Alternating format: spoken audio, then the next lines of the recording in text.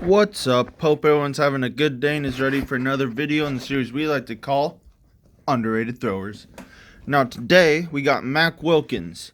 So for those of you who have actually followed the sport and know a little bit about it, you probably know who Mac Wilkins is. But if you're new to the sport or just don't watch videos and stuff, or aren't a giant nerd like I am, then you probably don't know who he is, which is a shame, because he's probably one of the most influential discus throwers and throwers of all time. He's the 1976 Olympic champion, silver medalist at the Olympics as well. I forget which year. Former world record holder in 1980. And overall one of the, I would say, greatest athletes in general. He's throwing 70 meters 80 or something like that. 21 meters in shot put. 68 meters, I think, in hammer, and then 76 meters in javelin. Those are pretty great numbers for someone who doesn't really specialize in any of those except discus. Maybe shot put a little. And he doesn't really have any world championship medals because, like I've said in some previous videos, they didn't really have the world championships back then. It's when he was really like competing. So yeah, that's tough, but he is still very decorated. But that's not why he's influential. No, he's influential because basically what he did was he popularized the modern day discus technique. And what I mean by that is he emphasized orbit. He brought orbit to the mainstream of throwing. The concept of an orbit, the concept of dropping the left knee out the back, the concept of turning through the finish, the concept of sprinting out the back, the concept of a bunch of stuff that we still use to this day. And he's very influential for that. Alright? And then the other reason why he's very influential is because he's still coaching, and he's passed down his knowledge through generations. And Vestinus Tyson, Gerd Cantor, and Daniel Stahl's coach, or former coach, because he's now retired, who's I actually made a video on, was heavily influenced by Mac Wilkins. And his ideas, and Vestinus Tyson's ideas, are basically like the foundation of good discus throwing nowadays, in my opinion. Alright? He's coached some of the greatest discus throwers, if not the greatest discus throwers of all time. And the guy who influenced him is Mac Wilkins. Alright? So, the fact that we still use these concepts from the 70s today, and I know you could get it, well, the concept that we use these concepts today is amazing. And I know you could probably say Out Order kind of brought a lot of this stuff, the four-time Olympic champion and, all that. But I don't really see his technique as modern, I mean, he popularized, like, the spin technique instead of what they used to do in, like, the 30s and 40s and 50s. And, like, he was the first one to actually, like, do something, and the first one to throw over to throw over 200 feet and all that. But to me, Mac Wilkins is the first one to really popularize the modern day technique. And I say, like, the concept of orbit and stuff, I know you like John Powell and all that, but John Powell to me didn't really like have a modern day technique. He was kind of like I don't know, it was more stylistic to him. Mac Wilkins is, I think, the more popular technical model that people use today. So I think that's why he's very underrated, because I don't think a lot of throwers grasp what he actually has done for the sport and how important he is to the history of the sport. Alright? And, I mean, his numbers still hold up today. I mean, yeah, he would still be making world championship and Olympic finals today, which is actually crazy. Not to mention, he had a crazy mustache in the 70s. Alright? So, automatically goated. That's all I gotta say. So, let's watch this a couple times already. A wind that I personally wouldn't copy. I think it looks cool. But it's a little complicated, a little for beginners. But I mean, a wind is a wind. I mean, he still ends up in a really balanced position, so it doesn't really matter. It can just lead to some inconsistency, but he's clearly consistent at it. So I'm not going to say anything on his wind really negatively. Just that maybe I wouldn't copy it for a beginner. I would wind more like Gerd Cantor. I think that's probably the best wind you can possibly have. Just nice for like a beginner. Just nice, simple, easy. But this is fine too. I used to wind like this too in high school and stuff. And, if you're in tune with the discus and in tune with your body, you can wind however you want. So, yeah. So let's get into this. So he does do some stuff that a lot of throwers don't really do now. But, I mean, the theory and the concepts that he brought to throwing were just invaluable. Alright, so let's get into it. So, winds, gets out the back. So right here, really drops the knee. This is one of the biggest things he dropped. He called it the 9 o'clock drop. Or dropping the knee or sinking over your left side. And then he gets this kind of jackknife. Now, his throwing technique is very similar to Wolfgang Schmidt's, except for the release. I actually like Wolfgang Schmidt's release way better. His release mechanics. But we'll get into that. But out the back and in the middle, pretty similar. So you get this jackknife right here, which I personally don't mind. A lot of people say, oh, you need to just be straight up. But I mean, it's just a stylistic thing. Normally we're taught armpit over knee, but with this kind of style, he's just thinking about just sinking over this left side. So you notice he's here. Doesn't really shift his weight to his left side. He kind of just drops, almost like a Mikula Selekna. So I'm not here to say it's wrong, because people throw far with it, even to this day. You just gotta, 1, have a super flexible groin, 2, be super athletic, and 3, be super fast for this to work. Alright?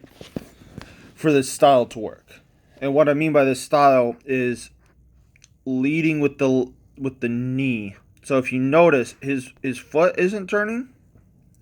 Right here. His foot isn't turning. Let me get a... So let me zoom in here. So his foot... Oops. Let me go. So his knee is going, and then his foot follows, and he kind of... He's thinking about turning with his knee instead of his foot out the back, with his left knee at the back. Alright? And what this does is it makes you turn way faster out the back. But it can 1, lead to a lot of knee pressure. So you got to be mindful of that, and be mindful of, you got to be strong enough to do this without causing knee pain, because it can cause a lot of pain if you're not strong enough and not athletic enough to do it. 2, it puts a lot of strain on your groin. So, that can be a downside too. So, but you just have to be mindful of that. Like I said, this style is not for everyone. Alright? But if you can handle these kind of forces, you can throw really far with it. Alright? And I think the person who does it the best today is Mikula Selekna. He really throws like this a lot out the back. Alright? So he's here. Boom. And he is over his left side. So if you notice, he's not falling. He's perfectly on balance. Alright? He has a really nice flat left side, like a left arm. Alright, which is good. And then, boom. So, if you see this in a thrower, it's not necessarily bad. It would only be bad, alright, if out the back, his butt was like here. So, like, if he just sat down and he led with his butt, like his right butt cheek, instead of his his left butt cheek instead of his left knee, that would be bad. So some telltale signs that someone in this position is not actually over the left. One, they'll just slip out the back and probably fall. Two, their right foot will pick up really early out the back. And then three, they'll be on like this side of the ring and way over here and probably crash into the middle with their right leg. And what I mean by that is like they'll land super heavy footed with their right foot, and then their heel will drop and it will just create a mess. All right, so those are some telltale signs that if you're using this style and really just throwing. Way to tell if you're not over your left. Usually, you're over your left pretty good if you're not slipping out the back. All right, like, because if you're slipping anywhere in the ring, that means you just don't have enough weight over that foot. I know a lot of people say, "Oh, but it's a wet ring, so that's why I slipped." I've seen people throw like 68 meters plus in the rain. I mean, like, you know, you can. There's really no excuse. Just be over your left. All right, out the back, and actually have weight over your stuff. In fact, I would recommend it in training.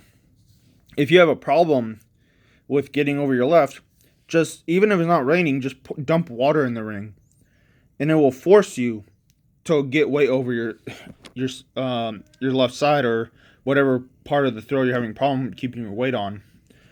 All right, so that's a good tip for you guys out there. If you guys are having a problem with that, and it's just a good training tool because, you know, it's inevitable that one time, you know, you'll compete in the rain. I've never had a season where I didn't have at least one meet in the rain, and I competed and I'm still competing, but this is my, I've been throwing for like 14 years, so this will be like my 7th season or something. I don't know, I don't want to do that math, but I've been throwing for a long time. And I've never had a season where I didn't have 1 or 2 meets in the rain. All right. So, and they're not going to cancel meets because of rain. So you might as well practice throwing in the rain. All right. And even if it's not raining, just wet the circle. And 2, and 3, like, it just makes you think about your actual technique and just adds a variable. You know, sometimes, you know, if you're just doing the same thing over and over again, it gets boring after a while, so you just add a variable to it and add a different stimulus to training, and, you know, it makes it a little more interesting and kind of revamps your interest in practice. All right, but enough about that. That's not the video for this. We're talking about Mac Wilkins. I always get sidetracked. Sorry. So, another thing he really popularized actually is also this angular momentum, or what I mean by is using the groin and the inside of the leg to sweep. He really popularized the sweep and a wide sweep. I know he doesn't really have that wide of a sweep here, but that's just because of the style he's using. Like, if he was actually like more upright, like the more upright style, like you see I guess Gerd Cantor, Daniel Stahl have, his sweeps would be way out here. So, that's something. Also, this kind of style really only works for discus, I would say. Shot putters very rarely have this kind of thing, unless they're really tall and they don't sprint. See, Mac Wilkins is 6'4" and around 250. So he's tall enough where, like, he doesn't really need to think about sprinting. Like, he can take up enough space in the ring. Like, he's not like 6'7" or anything, but I mean, this kind of style really works for a lot of taller people that are not very big.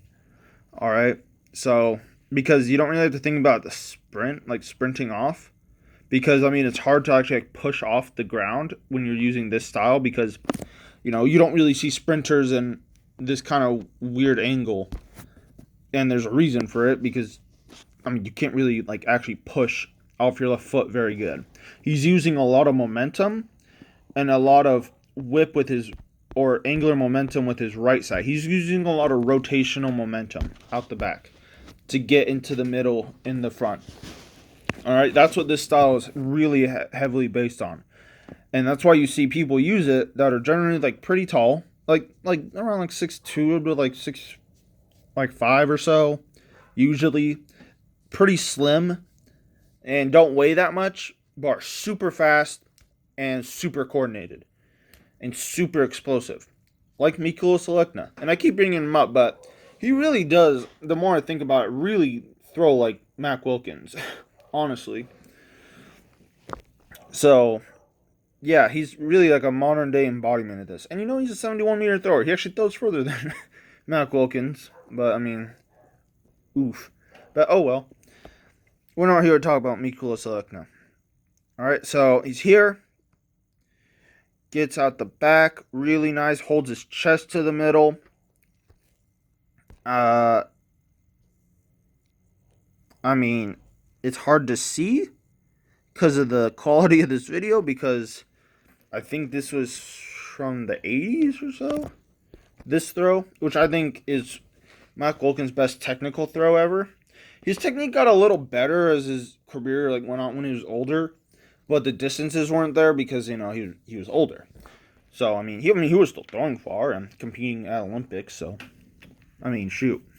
And you know, back then the U.S. was actually good at discus, so he was actually competing against like 70+ meter throwers, or like actual good throwers that did stuff. You know, this is the golden age of U.S. discus throwing, the 70s and 80s. Now I miss those days. Hopefully they'll return. But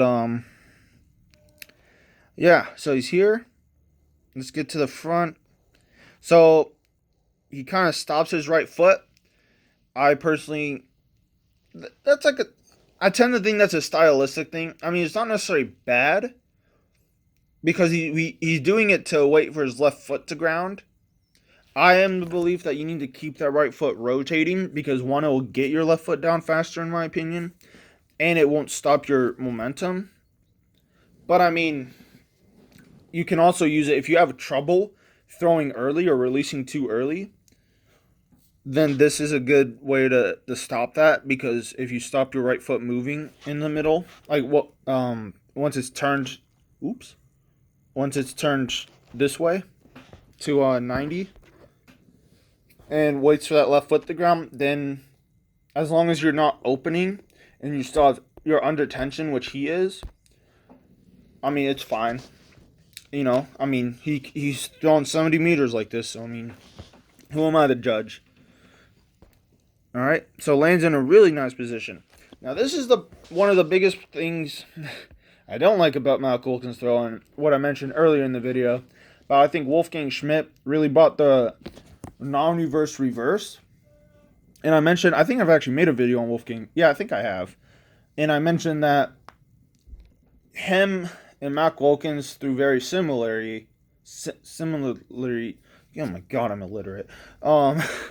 Similar, whatever, to each other, except the release. You know, Wolfgang Schmidt's release is a lot more modern day, I would say. This release is a little more of the time. What I mean by that is he kind of just jumps in the air and doesn't really work the ground. Like, he doesn't actually turn, like, he just jumps, which is very of the time. Nowadays, this is considered wrong. Back then, I mean, it's not like a fault of theirs. I mean, these are pioneers of the technique, so it's not going to be like the most perfect technical throw in the entire world. You know, also, he's actually competing in the Olympics, so, I mean, he's not thinking about technique. But, I mean, he always threw like this. So, nowadays, we're taught stay grounded and turn. But he just kind of jumps, and he's not like jumping. He just doesn't really turn. He kind of just, he's staying over his right, and he holds a good block.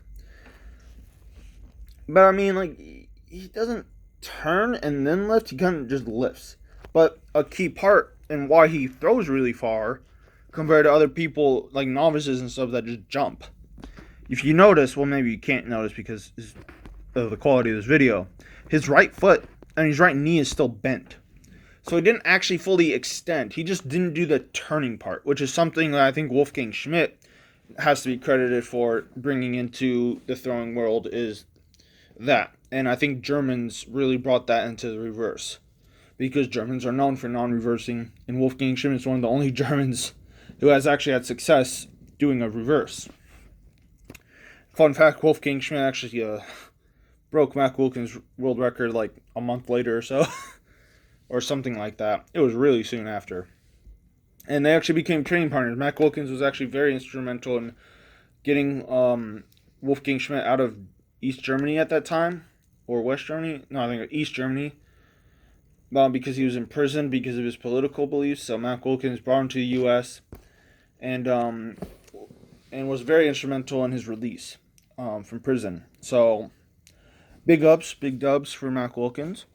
All right, and there are interviews about that. You can just type in YouTube. I know I probably didn't explain it and probably missed a bunch of stuff, but there's like a video documentary about it on YouTube. Just type in Mac Wilkins and Wolfgang Schmidt, and then you'll see it. All right, so here, kind of jumps, but he doesn't really jump, because I define jumping as extending both knees, and he keeps his right knee bent. So I would say that he doesn't get the out part. He gets a lot of up, but he doesn't get a lot of out. It's almost, honestly, like the way they used to reverse back then kind of reminds me of the glide reverse. Like he kind of just does a glide reverse, if that makes it simpler to explain. Like you don't really turn through, you kind of just push over your left side. Which, I mean, it makes sense because the glide was the biggest. I mean, Mac Wilkins even glided when he threw shot put. So, and back then, I mean, the spin wasn't really very popular yet, and wasn't really catching on. And even the spinners back then used to do a glide reverse anyway. So, yeah, I mean, it makes perfect sense why he would reverse like this. You know, a lot of people did it at the time. So I'm not like saying it's a negative or a positive. It's just of the time. You know, I can't say that it's wrong necessarily, because he threw far doing it. So, you know, you just got to find what works for you. But I don't agree with it, but I don't say it's wrong, if that makes sense.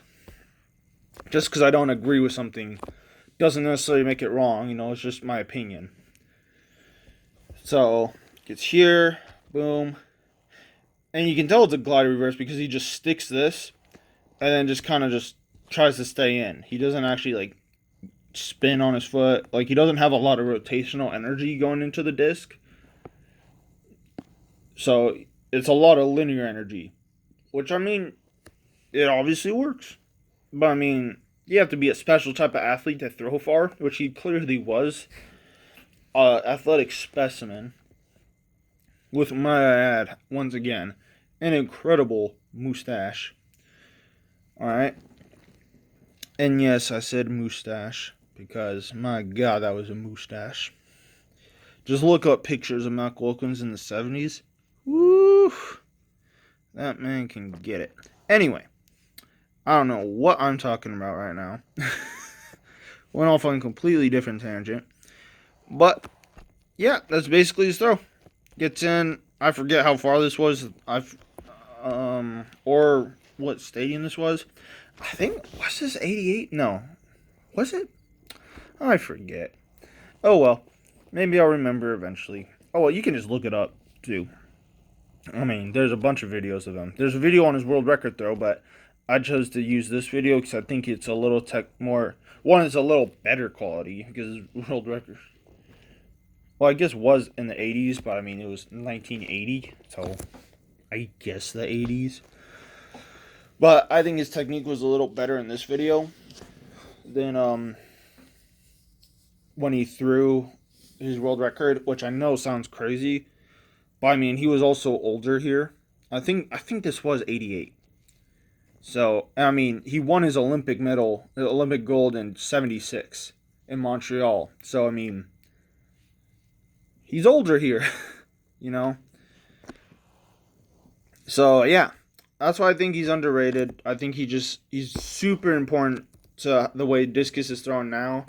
if you notice, a lot of throwers back then didn't really have a high point, didn't really use a lot of rotational energy going into the throw, didn't really have an orbit, didn't like really drop their left knee that much or put a lot of emphasis on it. And yeah, I mean, I think he was just super important and super crucial on the way discus is now, which I think is one of the best eras of discus is now. One of them. I'm not quite giving up on my mid-2000s gang, but, it's pretty good now, I guess. You got Stahl, Che, Olekna, Jr. They're alright. But, yeah, so, and even the era that Mac Wilkins competed in, he competed against some dogs. He competed against John Powell, Wolfgang Schmidt, Emmerich Bagar, Al Order. Louis Dillies. Just a whole plethora of, and he competed against Soviet Union throwers when Russia actually had good throwers.